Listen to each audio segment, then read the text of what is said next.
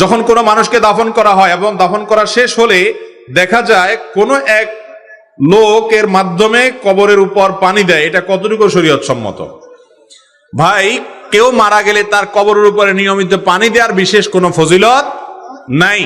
তবে যদি কেউ বিশেষ উদ্দেশ্যে দেয় তাহলে সেটা তার উদ্দেশ্য সাধন হতে পারে, যদি কোনো দুনিয়াবি উদ্দেশ্যে দেয়। যেমন একটা গল্প আছে না, যে কোন মহিলা তার স্বামীকে মৃত্যুর আগে ওয়াদা করাইছে যে তুমি আমাকে কথা দাও, আমার মৃত্যুর পর যতদিন আমার কবর ভিজা থাকবে ততদিন তুমি শুকানোর আগ পর্যন্ত বিয়ে করবা না।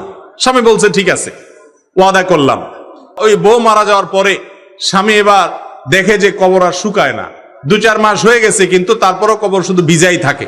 চিন্তা করলো ব্যাপারটা কি।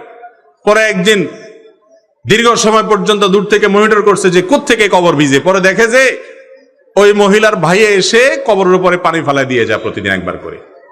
তো ধরে জিজ্ঞেস করছে ব্যাপারটা কি, বলো যে আপা আমাকে মরার আগে ওসিয়ত করে গেছে যে ভাই যতদিন আল্লাহ তোরে হায়াতে বাঁচায় রাখে প্রতিদিন আমার কবরের উপরে 1 বালতি করে পানি ঢালবি। তো এখন কবরের উপরে পানি ঢালার যে কথা বলছেন, এরকম কোন উদ্দেশ্যের জন্য যদি কেউ পানি ঢালে তার উদ্দেশ্য হয়তো হাসিল হতে পারে, সেটা আরেক জিনিস। কিন্তু শরীয়তের কোনো নির্দেশ না এটা যে কবরের উপরে নিয়মিত পানি ঢালতে হবে। এটা আমাদের নিজেদের মন গড়া, যদি শরীয়তের নামে আমরা করি সেটা ভুল হবে।